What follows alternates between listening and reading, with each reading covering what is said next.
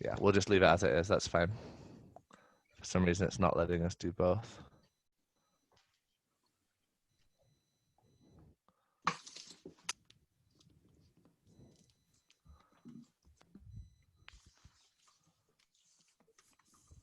Okay, if everyone could please mute your cameras. I'm about to start. Sorry, not mute your cameras, mute your microphones. You're welcome to leave your cameras on.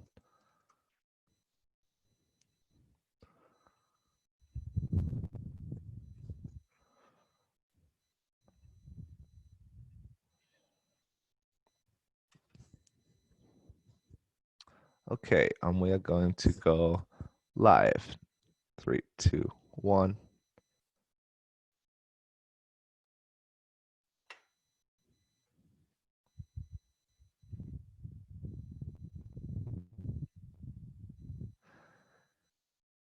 Good morning, everyone. For those of you just joining, we'll get started in 1 or 2 minutes. We're just waiting for some others to join, and then we'll kick off.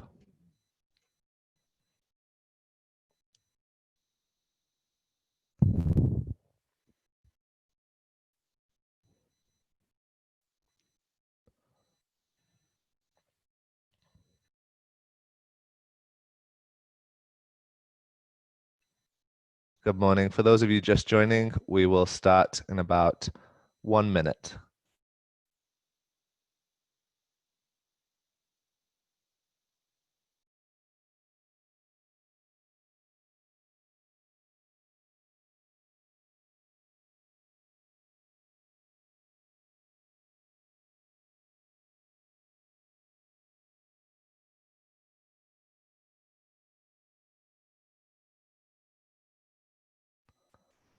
Okay, good morning, everybody.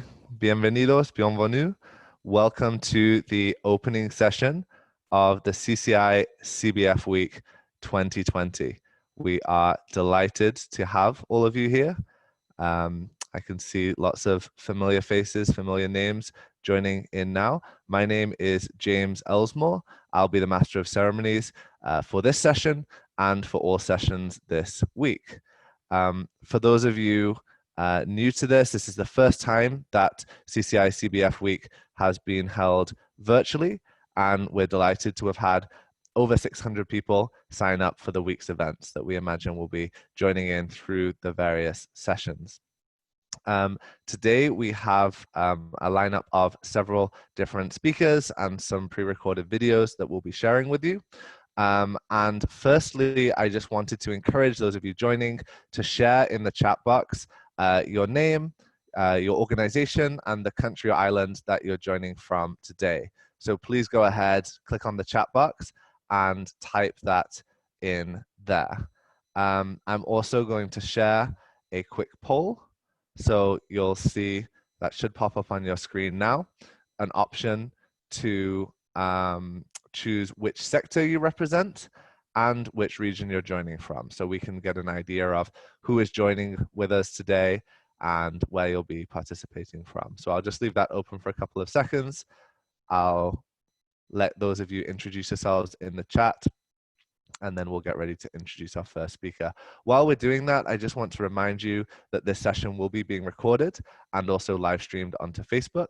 And you'll have access to all the recordings of this week after the end of the week. We also have this session being live translated into both Spanish and French. So if at the bottom, you'll see an icon that says interpretation, you can click on that. If you want to listen in English, then you don't need to do anything.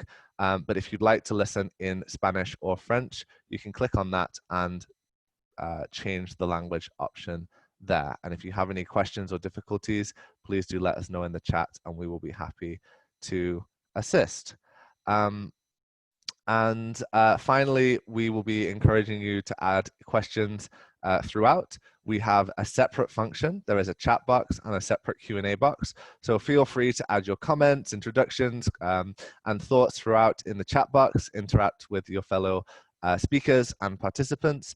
But in the Q&A, if you have any specific questions that you would like to be addressed, please add them there so we don't miss them in the chat box. So I'll just quickly end the poll and share the results before introducing our first speaker. You can see that we have around 50% of people joining from NGOs, 15% from international corporations, 10% from foundations, 15% from academia, and 13% from the private sector.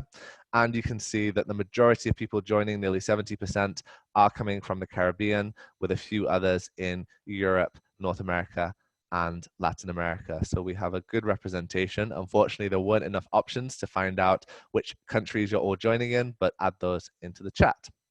Okay, so that's the welcome over.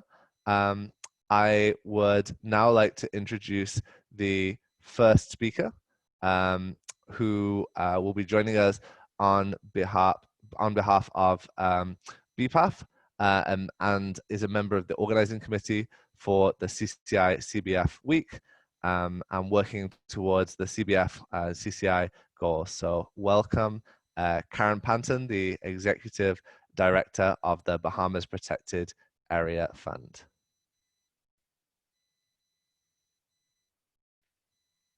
Karen, we just need you to unmute your microphone. There we go. Go ahead. Good morning, everyone, and welcome. The Bahamas is proud to be the host country of this year's CCI-CBF Week and co-chair of the Caribbean Talent Initiative Steering Committee. On behalf of the Board of the Bahamas Protected Areas Fund, we welcome all of you to the 5th Joint Caribbean Talent Initiative Caribbean Biodiversity Fund Week. The CCI was officially launched in 2008 by the Bahamas and 4 other countries, Dominican Republic, Grenada, Jamaica, and St. Vincent and the Grenadines, during the 9th Conference of the Parties of the Convention on Biological Diversity held in Bonn, Germany. In 2013, we all celebrated the CCI Summit of Political and Business Leaders, which enshrined 2 main CCI goals. The first being 20 by 20, to conserve and effectively manage at least 20% of the marine and coastal environments by 2020. And then the second one, which BPAF uniquely falls under with several other trust funds, to put in place fully functioning finance mechanisms that provide long-term reliable funding to ensure our marine and coastal areas are sustainably managed into the future. 2020 is thus a landmark year for the CCI and CBF. This week of virtual meetings and discussions have been designed to celebrate CCI achievements since its launch in 2008, and to recognize the accomplishments and challenges in the region in the areas of effective management, sustainable financing, climate adaptation, and implementation of a nature-based economy, and identify the necessary actions to ensure healthy ecosystems into the future. To our end, the Bahamas has been doing its part under this regional voluntary commitment. The Bahamas has also designated 10.34% of its national environment as protected areas. And with our current plans to expand our marine protected area network, the Bahamas will reach its near future, the CCI 20 by 20% goal by protecting 21.76% of our national environment as protected areas. We are very, very pleased. We have also established the Bahamas Protected Areas Fund, BPAF, which together with the CBF and other national conservation trust funds form the Caribbean Sustainable Finance Architecture at the center of the CCI's second goal, the Sustainable Finance Goal. We all must not forget that for the Caribbean region, and in fact for the world, nature needs to be at the center of the solutions to ensure the best possible future for all of our people. Again, on behalf of the Bahamas Protected Areas Fund, on behalf of the board and the people of the Bahamas, it's my distinct pleasure to welcome you to the CCI-CBF 5th week. Have a good meeting. Thank you. Thank you so much, Karen, for that wonderful introduction and the welcome. And I just wanted to remind all of our participants that when you're sending a message into the chat, you'll see a blue box that automatically says all panelists, and to make sure that you select all panelists and attendees. Otherwise, your fellow attendees won't see your introduction. So if you have already sent a message into the chat, please do resend it and select all panelists and attendees. I'd now like to introduce our next speaker, Her Excellency Ambassador Ute König, from the German Embassy of Trinidad and Tobago, and the Caribbean Challenge Initiative co-chair. Ambassador? Thank you, James. Good morning, everybody. My gratitude and thanks to my colleague from the Bahamas for her welcoming and inspiring words. My name is Ute König. I'm the new German ambassador to Port of Spain, so I'm quite a recent addition to CCI and CBF. I took up my new post in October last year. I have seen the achievements of CCI-CBF in steering our CCI in the recent month, and I'm very glad to represent my government at today's conference. I know that we had all looked forward to going to the Bahamas and to meet and greet and not just listening to speeches, because we all know that in the real life, a conference is more than just speeches. It's also mingling, it's sharing ideas, it's having small chats, it's meeting, exchanging ideas, but this, alas, has not been possible this year due to the corona pandemic that's holding the whole world in its grip. I personally have been accustomed to doing more Zoom meetings in the recent month. We are all taking digital leap steps nowadays, and I know that it is better to have this week virtually than to cancel it. But of course, I know that we are all looking forward to have the next CCI-CBF week, hopefully again in real life. As representative of the government of Germany, I'm very honored to be co-chair of the CCI Steering Committee and being a supporter of the CCI process, mainly through the Caribbean Biodiversity Fund, CBF. Germany is a staunch advocate of climate change. You know that we are always in the lead in all the big conferences. And of course, we were also disappointed that this year's COP had to be cancelled. But I am very happy that the nascence of this special organization can be linked to our former German capital, Bonn.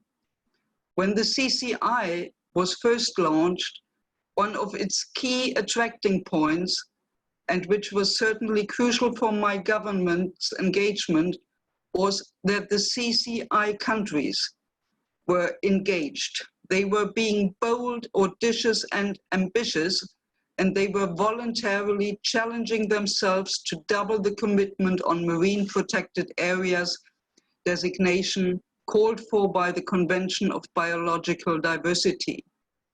We all know if our oceans are sick, it is bad news for people, as our Federal Minister of Environment, Svenja Schulze, has only commented last week.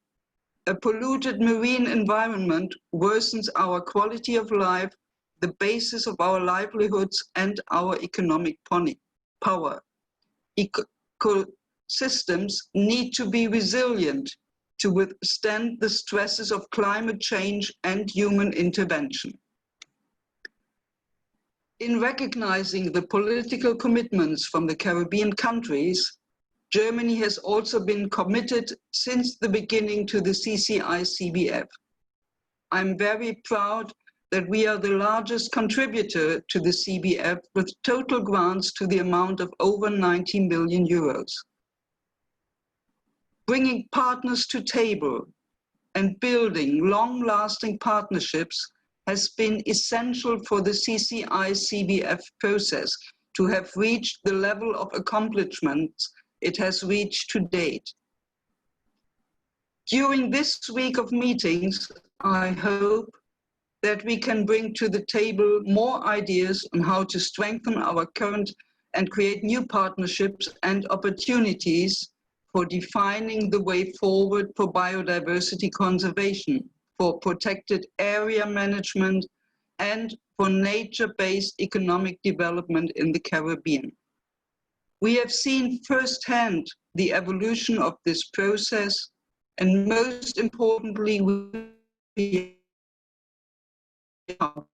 organization and the private sector have been joining forces to tackle common problems with joint solutions.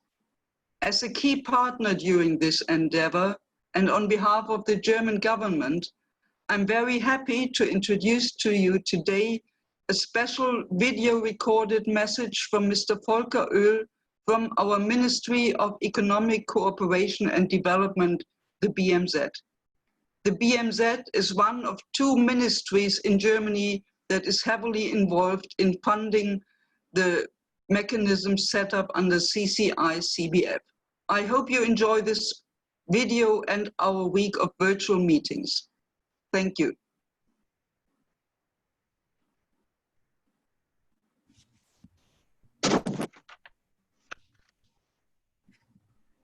Change. Good morning, ladies and gentlemen. I send greetings to the joint annual meeting of the Caribbean Challenge Initiative and the Caribbean Biodiversity Fund from hot and humid Berlin.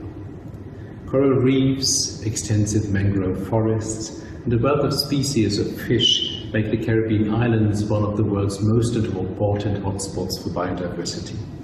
The Caribbean ecosystem provides a source of income to a great number of its inhabitants, and it plays a central role in the adaptation to climate change. However, this unique and fragile ecosystem is heavily under threat. Rising ocean temperatures, more frequent weather extremes, natural disasters are increasingly challenging the continued existence of biodiversity in the region. By providing long-term sustainable financing for the conservation, the protection and the management of biodiversity and natural resources in the region, the CBF is addressing these challenges. It is impressive to see how the CBF and the sustainable financing architecture that was born with the CCI over the past years has developed and is becoming an important player in the region. The German Federal Ministry for Economic Cooperation and Development, BMZ, through our German Development Bank, KfW, has been supporting the efforts of the CBF ever since its establishment. And I'm happy to say, and also prepared to commit ourselves, that this cooperation is going to continue. In December last year, a third grant agreement has been signed, providing additional 25 million euro to the CBF endowment. The funds will allow the incorporation of up to 4 new countries to the endowment: Cuba, Dominica, Guyana and Haiti. They also include a provision of 1 million euro to the Bahamas to support recovery efforts from Hurricane Dorian, which hit the country in 2019. I'm delighted to tell you that the grant agreement with the Bahamas Protected Areas Fund has been concluded just recently. The German government is proud to be the largest contributor to the CBF, with total grants equaling more than 90 million euro. We believe in the valuable work of the CCI and the CBF, the National Conservation Trust Funds, the governments and NGOs of the region.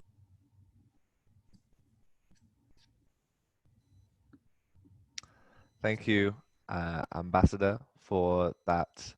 For sharing the video and those remarks.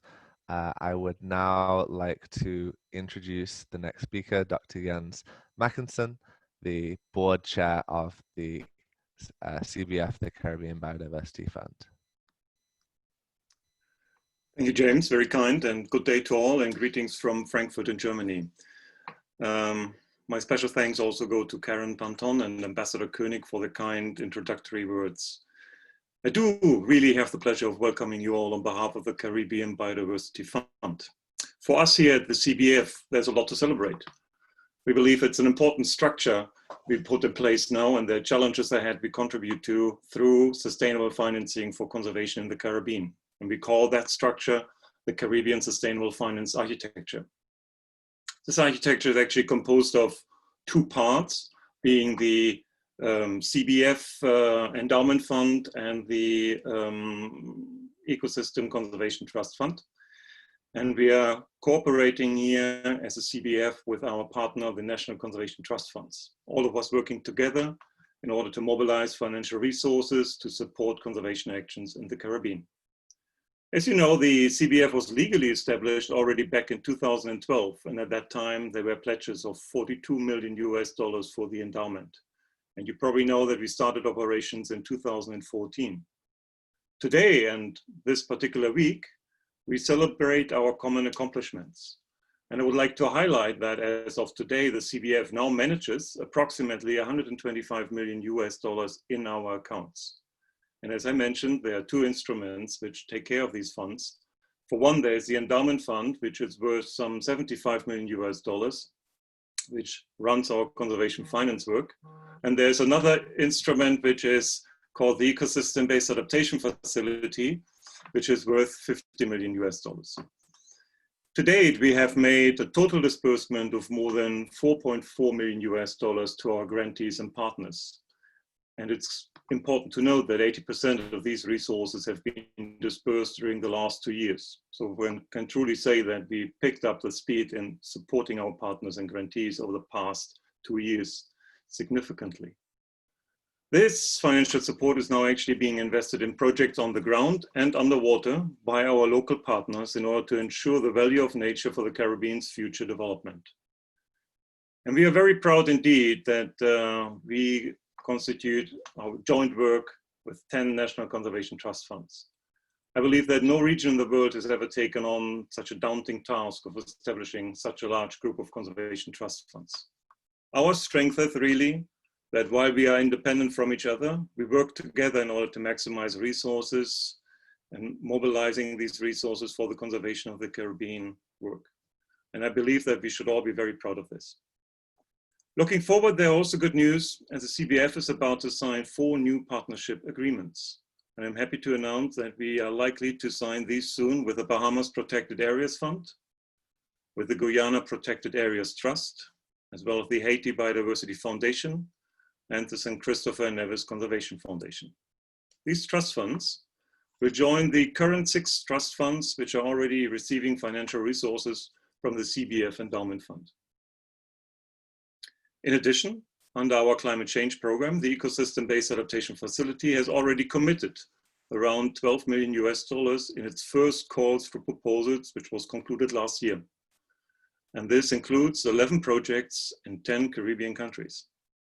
And it's also good news that the facility is currently conducting its second call for proposals, having already received some nearly 80 project concept notes, which are currently under evaluation.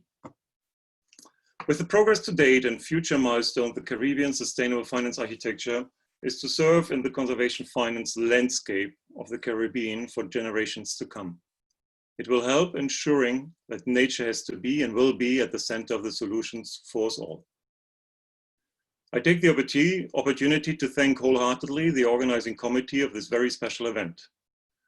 And I would also like to acknowledge all supporters of our program, which includes namely the Caribbean Unite, Island Innovation, the German Federal Ministry of Cooperation, as well as the German Federal Ministry of the Environment, TNC, the German Development Bank, KfW, and the asset managers, Metzler and Payden.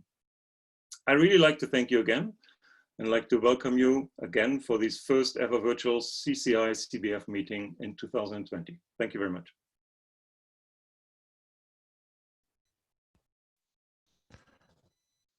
Thank you. Thank you, Dr. Mackensen, for that intervention. And we now have a video coming up, a special message that has been recorded by His Excellency Ambassador Peter Thomson of Fiji, the Special UN Envoy for the Ocean. So we'll go ahead and share that video now. Excellencies, ladies and gentlemen, all courtesies observed and greetings to everyone gathered here with us in cyberspace. Whatever your circumstances, I hope that you and your families are safe and well. Thank you to the Caribbean Challenge Initiative and the Caribbean Biodiversity Fund for the invitation to speak at today's opening session, an opportunity I particularly value as small island developing states build their inputs and positions for the CBD's post-2020 Global Biodiversity Framework and next year's UN Ocean Conference. Before saying anything further, I'd like to reaffirm my central message. which is that in humankind's struggle for survival on this planet, we have one common enemy, and that is our greenhouse gas emissions.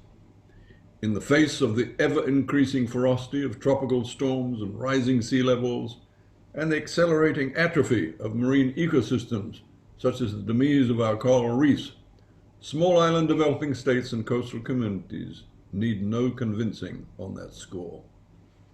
Between now and COP26 in Glasgow next year, everyone must double down in efforts to defeat that enemy. And only when the world is firmly on the path to net zero carbon by 2050 can we be confident that victory lies ahead. On the way to Glasgow, with the extra year's grace bestowed on us by the proliferation of a coronavirus, the CBD COP in Kunming and the UN Ocean Conference in Lisbon will be vital gateways to shared purpose and progress. Let me say again and again that the three great socio-ecological challenges which are facing the survival of our species are diminishment of biodiversity, the ocean's declining health, and the climate crisis. And they all have one common enemy, which is that of our greenhouse gas emissions.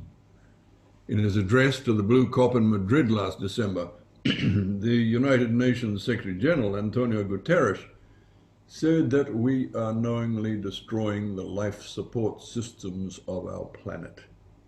That dire assessment was based on the conclusions of three major reports from the Intergovernmental Panel on Climate Change. He said in Madrid that UNEP's latest emissions gap report showed our greenhouse gas emissions had risen at a rate of 1.5% a year over the last decade. And at current trends, we were looking at global heating of between 3.4 degrees and 3.9 degrees Celsius by the end of the century. How about that for a warning? Surely everyone realizes by now that the continuation of such a course will mean catastrophe for life on planet Earth. I emphasize this point because there are many other pertinent warnings based on the consensus of the best of our scientific authorities, to which too many blithely or fatalistically turn a blind eye. On the basis of the COVID-19 experience, the question has to be asked of these alerts. Are we sufficiently heeding them? Are we doing enough to mitigate and adapt? I give as an example the IPCC's warning that when we go through the dreaded line of 2 degrees Celsius global temperature rise, we will have lost 95% of the planet's coral reefs, home to 30% of the ocean's biodiversity. What will that loss do to the current decline in the ocean's health cannot be said with certainty, but it clearly won't be good. So at this point I repeat the mantra: no healthy planet without a healthy ocean. So perhaps the greatest danger inherent in the coronavirus pandemic is that we lose sight of the most fundamental challenge facing us all, namely that of reducing those greenhouse gas emissions to a point whereby we can keep global warming below 1.5 degrees. Venture above that figure, ladies and gentlemen, and we'll be placing the well-being of future generations of humanity in great jeopardy. Solutions abound, but do we have the political will to apply them with the honesty required? Political will ascends from individuals to communities, to nations, to the global community. Political will at the highest level, particularly amongst the leaders of the big emitters, is where a stiffening of resolve is required over the next year.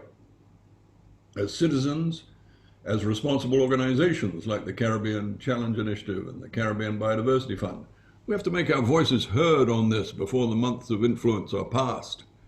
The message our voices convey must be that getting to carbon neutrality by the year 2050 must overarch all our toil and trouble, every setback and every breakthrough, all the suffering and joy to which humankind is subject. Net zero carbon by 2050. To get to that happy state, the question we have to ask ourselves is, what are our countries, our companies, our communities, our families meaningfully doing to take us there? None are immune from responsibility in this regard, and every individual has fundamental choices to make in terms of patterns of consumption and production that they buy into. We're all connected. We all have a responsibility with fealty to those coming after us. Surely we must all be part of making the solutions happen. Try giving up some of the things you have grown up thinking are indispensable. 5 years ago, my wife and I decided we loved our grandchildren more than we loved hamburgers. Hard at first, but you soon get used to not eating beef. A decade ago, we gave up private ownership of a motor vehicle, and using public transport has worked out just fine for us. Ladies and gentlemen, the Convention on Biological Diversity has a 2050 vision of living in harmony with nature. At times that vision might seem like a utopian dream, but given a renewed sense of oneness with the land, the sea, and creatures long dwelling therein, and drawing from indigenous values of respect for and balance within nature, a harmonious way of life is eminently achievable. Put that into current terminology and we could say we must be ruled by the principle of sustainability. That means we have to make a wholesale move away from linear models of exploitation to circular ones of reusing, recycling, recovery, and replenishment. I've said many times that the ocean is like our mother. She is where life began. She made life on land possible. But of late, with our wanton damage to marine ecosystems, with our overfishing and polluting ways, we have not been good to her. Everything I've learned in my role as Special Envoy confirms that the sustainable blue economy will be able to feed our children and those who come after them. Mother Ocean will give us our medicines in the post-antibiotic age. She will provide us with all the renewable energy we will ever need. She will continue to freely give us every second breath of oxygen we take. But she can only do these things if we treat her right. It's time to change our ways, and that, ladies and gentlemen, is what SDG 14 is all about. Our resolve to conserve and sustainably use the ocean's resources. Dear colleagues, as the Caribbean Challenge Initiative and the Caribbean Biodiversity Fund make your approaches upon the post-2020 Global Biodiversity Framework, I urge you to be champions for marine protected areas. The marine environment of the Caribbean is so ecologically rich, home to 10% of the world's coral reefs and a tapestry of coastal mangrove and seagrass ecosystems that make it a vital biological treasure for planet Earth. This is your heritage, and I dare say it's your responsibility on behalf of us all. Being a Pacific Islander, I feel the same about my country's role, and I'm proud to see Fiji forging on with 100% marine spatial planning, 30% marine protected areas, and many other marine conservation measures. Beyond debate, ladies and gentlemen, is the immense value of marine protected areas in combating that existential trio that I cited earlier, the challenges of biodiversity's diminishment, the ocean's decline, and the ills of climate change. On the subject of marine protected areas, I'd like to make mention of the findings of the high-level panel for a sustainable ocean economy. You may be aware that the high-level panel is made up of 14 heads of government, 3 of whom are from small island developing states, including the Prime Minister of Jamaica, and that they have commissioned a series of expert ocean reports which will be presented to the international community. I bring to your attention in particular the high-level panel's report on the ocean as a solution for climate change, which showed that full implementation of 5 ocean-based climate solutions could deliver 1/5 of the annual greenhouse gas emission cuts the world needs by 2050 to keep global temperature rise below 1.5 degrees Celsius.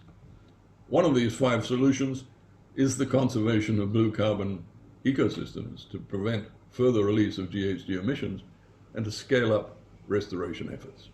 The report makes it clear that the most effective way of implementing that solution is through the establishment and effective management of the area-based marine conservation measures called for under Aichi Target 11 and SDG 14.5. In summary, ladies and gentlemen, marine protected areas are vital to our survival. For, and here I repeat the mantra, there can be no healthy planet without a healthy ocean. In conclusion, I underline 3 quick points. As I've said, we're all aware that everything is connected, and surely by now we accept that ocean, biodiversity, and climate change are inseparable. Therefore, the Biodiversity COP in Kunming and the UN conference in Lisbon must be part of a rising global swell that sweeps us into transformational progress at COP26 in Glasgow next year. The second point is that from deoxygenation to acidification to ocean warming, that global ocean changes are underway and that the rates of change are increasing. To mitigate and adapt, we must establish marine protected areas, 10 by 20, 30 by 30, and 50 by 50, to be prepared to lose the ocean's bounty. The message for all to spread is protect and restore marine ecosystems or suffer the dire consequences. And the final point is that as the ocean's health continues to decline and the lessons of consequence are absorbed by countries and communities around the world, for reasons of self-preservation alone, the political will to apply remedies must surely rise. But will it be a case of too little too late? We cannot take the extent of that rise for granted, and thus it is that well-intentioned quarters around the world look to small island developing states, such as those of the Caribbean, to provide the moral voice to prod the global conscience into concerted remedial action before it's too late. The conservation and restoration of a healthy planet must be equitable, and logically, it should assume primacy of place in global affairs. There is, after all, no alternative planet for humankind to live upon. Ladies and gentlemen, when COVID-19 retreats and we enter the inevitably tough times of the recovery phase, we see the blue-green recovery road running ahead, a post-pandemic recovery road that embraces priorities of fostering sustainable economic development, creating mass employment, and promoting greater social equity. This is the road that will take us to carbon neutrality by 2050, a road on which we will respectfully reset our relationship with nature. But we have much work to do to get to carbon neutrality, and here we see the establishment of area-based marine conservation areas, as well as the most reliable stepping stones at our disposal to pave a secure way to our destination. In these affairs, the Caribbean Challenge Initiative and the Caribbean Biodiversity Fund have been regional champions and have been recognized around the world for their good works and influence. I have every confidence that will continue to be the case. I wish you fair winds and every beneficial result you seek from the twists and turns of this week's virtual voyage, and I thank you for your attention.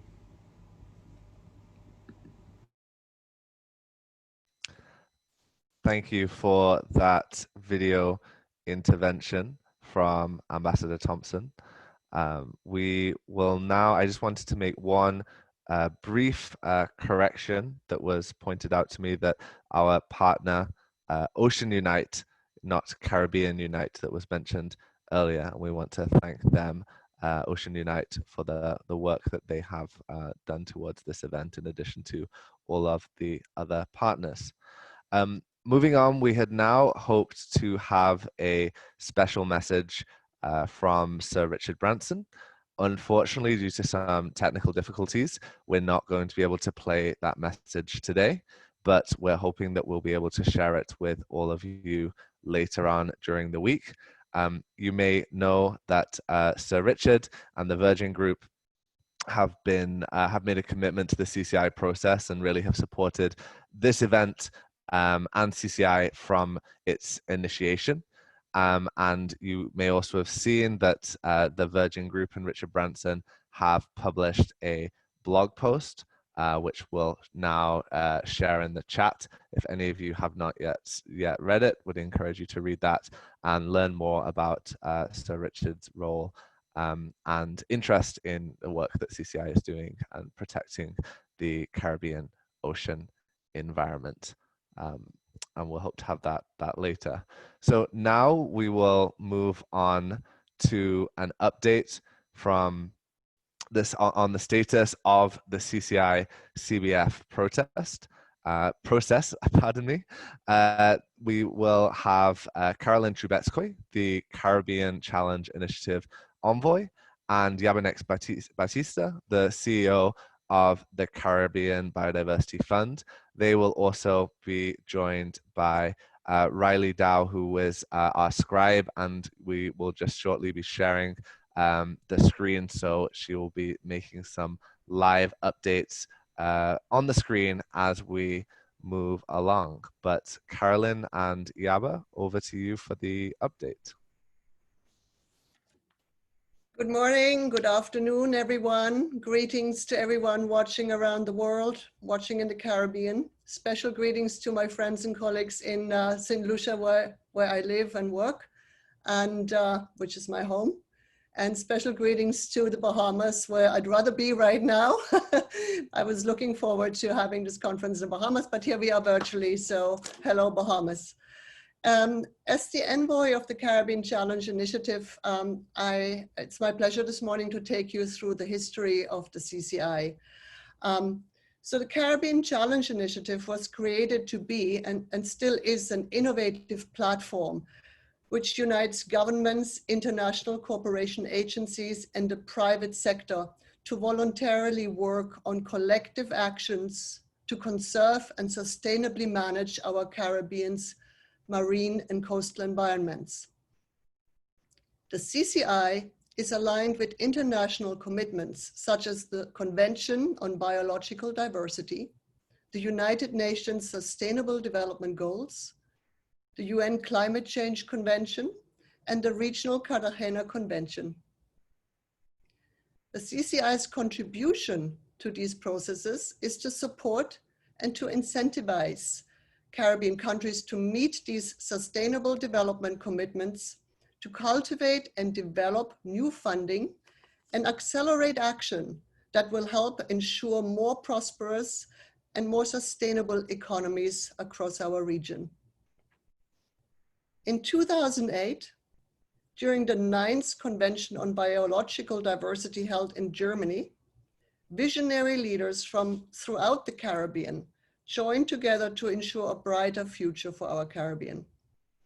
They were determined to protect the sea that unites us and protect the resources that support our Caribbean people and our economies.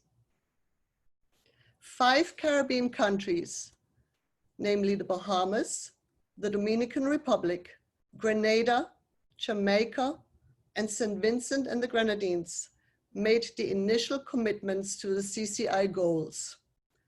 This commitment marked the official launch of the first phase of the Caribbean Challenge Initiative. The CCI has 2 main goals. Goal 1 is the 20 by 20 goal, which aims to conserve and effectively manage at least 20% of the marine and coastal environment by 2020. This goal is double the amount called for in 2010 by the Convention of Biological Diversity. Goal 2 is the Sustainable Finance Goal, which is geared towards establishing fully functioning finance mechanisms that provide long-term, reliable funding to ensure marine and coastal areas are sustainably managed all the way into the future. During CCI's phase 1, which ran from 2008 to 2013, over 50 new marine protected areas, or MPAs, were established. The total protected marine area across all of the participating countries increased from 7% to about 10%. The Summit of Caribbean Political and Business Leaders, which took place in May 2013 in Necker Island in the British Virgin Islands, thanks to Sir Richard Branson, marked the launch of phase 2, and there during this meeting, the CCI goals were reaffirmed, with 8 governments signing the CCI Leaders Declaration. The summit was co-hosted by the Prime Minister of Grenada, Keith Mitchell, the Premier of the British Virgin Islands at that time, Orlando Smith, and Sir Richard Branson, founder of the Virgin Group, who we did not just hear from, but will hear from very soon. Key support was provided by the Nature Conservancy, Virgin Unite, and the Tiffany Foundation. For the first time, government leaders from the Caribbean, business leaders of companies with operations in the Caribbean region, and key partners got together to agree on a shared vision for the region's marine and coastal environment and to chart a course on how to achieve this shared vision. During the summit, a total of $75 million of funding commitments were announced, covering existing and new projects to support implementation of both goals. Today, at this landmark year of 2020, and 7 years after the CCI summit, we must celebrate the strong efforts and commitment of the now 11 governments that voluntarily took on the 20 by 20 goal. These countries are the Bahamas, the British Virgin Islands, the Dominican Republic, Grenada, Haiti, Jamaica, Puerto Rico, St. Christopher and Nevis, St. Lucia, St. Vincent and the Grenadines, and the US Virgin Islands. 5 of these countries have achieved or surpassed the 20% declaration target. The Dominican Republic, with approximately 75% of its nearshore marine area under protection, followed by St. Christopher and Nevis with 50%, the US Virgin Islands with 44%, Puerto Rico with 27%, and Haiti with 23%. Today we celebrate that collectively CCI countries have now under protection or management 232,000 square kilometers of their nearshore environment, 61% of the way towards the 20 by 20 goal. And while the full 20 by 20 goal has not been met, under any standard or measurement used, the Caribbean has clearly demonstrated its ambition and has set a strong basis and stage for the new international targets to be agreed soon. This was my overview of the Caribbean Challenge Initiative. I now hand over to Yabanex Batista, who will talk some more about our sustainable finance goals. Thank you. Good morning, everyone, and thank you so much, Karolin, for that history of the Caribbean Challenge Initiative and how both the CCI and the CBF were born together out of this process. My name is Yabanex Batista. I'm the CEO of the Caribbean Biodiversity Fund. And as a Puerto Rican, I am really proud of the work that we have been doing throughout the whole region. And today I have the pleasure to update you on where we are with the sustainable finance goal and the overall Caribbean sustainable finance architecture. As already mentioned, at the center of the sustainable finance goal and to support the 20 by 20 target is the Caribbean sustainable finance architecture. This architecture is currently formed by 10 national conservation trust funds and us in the CBF as the regional partner. And this architecture is the realization of a bold vision to create and mobilize reliable and long-term funding, not only for the Caribbean's marine and coastal environment and protected area systems, but by diversity conservation and sustainable development at large. The funding support announced at the CCI Summit in 2013 included a series of commitments and projects that were crucial to build and capitalize the financial architecture. These projects included 4 Global Environment Facility, GEF projects implemented through the World Bank, the United Nations Development Program, and UN Environment in the Bahamas, Jamaica, the Dominican Republic, and the Eastern Caribbean. All of these projects worked in alliance with significant financial and technical support from the German government through its development bank, KfW, the United States Agency for International Development, and also from the Nature Conservancy. These set of projects and support helped establish the CBF in 2012, who received pledges of $42 million for its endowment.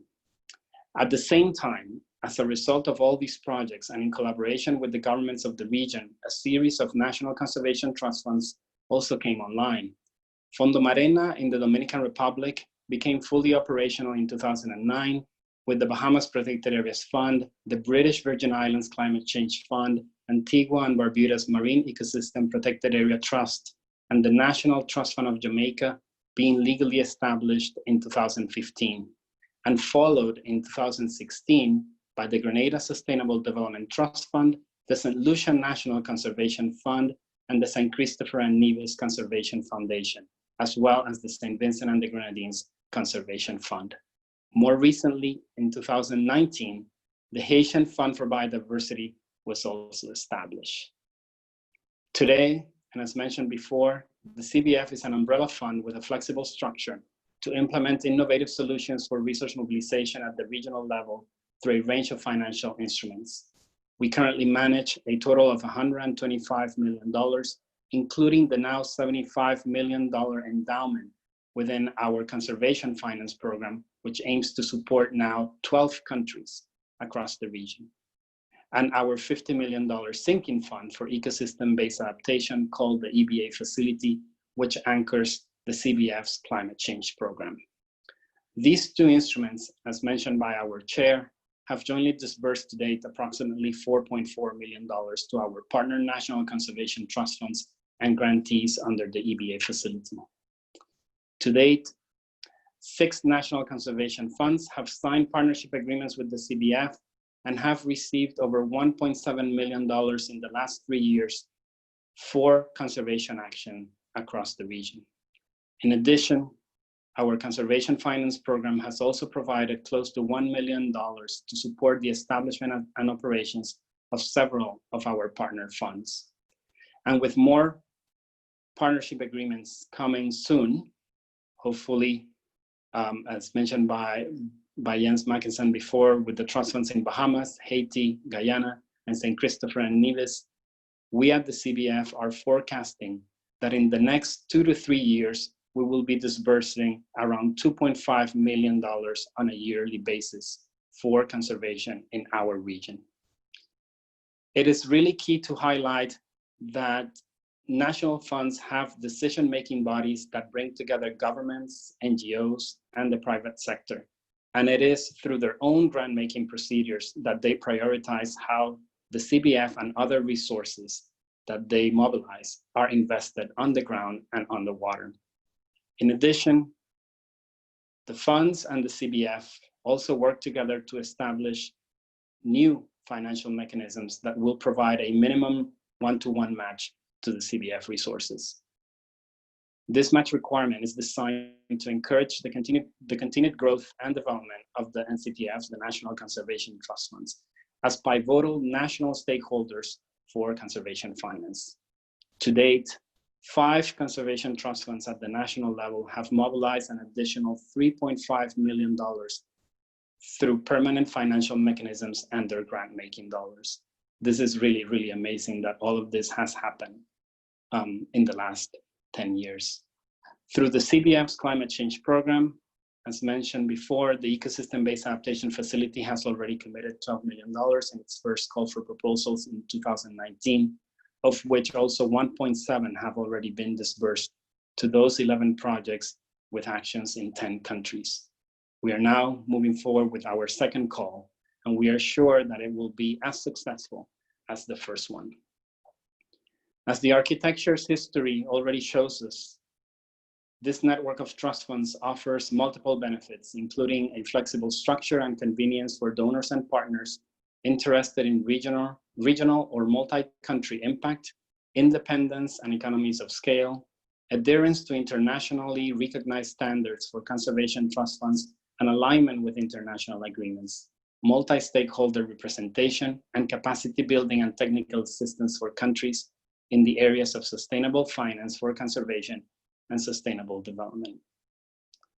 Our collective architecture has been developing and evolving over the last 10 years, actually more than 10 years, and is now really at an inflection point, a pivotal point. With its members consolidating their establishment, our network of trust fund is now focusing on ensuring effective, impactful grant making and conservation management at the local, national, and regional levels, as well as testing and developing new financial mechanisms. To accomplish this, for example, the National Conservation Trust Funds are creating new alliances among themselves and with others that we know will result in new resources being mobilized. We must definitely feel proud as Conservation Trust Fund and as a region for these accomplishments. Reaching this point has by no means been an easy task, but joint collaboration and having as a common goal mobilizing financial resources for our common environment agenda has been the glue that I am sure will keep us together into the future. To conclude, while much more still needs to be done for our common Caribbean environment, there should be no doubt that the CCI, its goals, the regional financial architecture, and the partnerships forged among governments, international cooperation agencies, NGOs, and the private sector have really revolutionized the marine conservation finance landscape in our region. As the international community turns its attention to 2030, I personally believe, and from the CBF point of view, I can tell you that us in the Caribbean, we must celebrate all of our triumphs. We need to continue to put nature-based solutions at the heart of our economic development and be a leader in showing the rest of the world that future ambition will require political commitment from all around the table to increase protection for our environment and also to mobilize all the financial resources that we require to accomplish this. Thank you very much. And we hope that this update has been useful for the full audience. We are more than available to answer any questions you may have offline. You can write us through our social media and email addresses, and we'll be happy to connect with all of you to provide you with more information. Thank you. Thank you, Yaba and Karolin, for these updates. I just wanted to briefly also introduce Riley, who has been doing the scribing and sharing the video through this. Riley, if you're there and want to just say hello and tell us about the image that you've created. Hi, thanks so much for having me. This is the sort of summary image of the presentation we just heard. And I believe it'll be available if anyone would like to have a copy of it afterwards as well. Thanks so much. Definitely, and we'll be sure to share that image with everyone in the follow-up email, so you have access to that. It's a great way to visualize the work that the CCI has been doing in that way. So we're at the end of this session now. Before we wrap up, I would just like to briefly remind you all of the various CCI-CBF supporters that have been involved since the beginning, in addition to the partners that were listed earlier that have been supporting this specific event. All of these partners that you see listed here have been CCI supporters since the start of the Caribbean Challenge initiative. And with that, any questions that you might have on the CCI initiative, we'll encourage you to get in touch directly with Karolin and Yabanex. Their details will be available from the organizers, or if you email the CCI email address to which the newsletters or the mails have been coming from about each session, we'll make sure that we forward any questions that you have to them directly. And with that, we will be closing this session, and I will invite you to stay around. In 30 minutes, we'll be going into our next panel session, which will be the 2030 Biodiversity Framework and the Caribbean perspective for the next decade. And that will be moderated by Susie Manassa, the Director of Global Institutions at the Nature Conservancy. So that will be in 30 minutes time. Make sure you do use a different link to join that, which you'll find in this morning's email summary. And this afternoon, please do come back for the open networking session starting at 2 p.m. EST. That will be hosted on a different platform called Remo. It's a bit different to Zoom, and the idea of that platform is it's an opportunity to recreate a conference networking experience. There'll be chances to break out into small groups and meet your fellow participants to discuss various aspects. And we'll be having one of those networking sessions this afternoon and another tomorrow afternoon. And we'll definitely encourage you to join those in addition to all of our other sessions throughout the week. So with that, I'd like to thank all of this morning's speakers. And we will look forward to seeing you all come back for the next session in around 30 minutes. Thank you, everyone.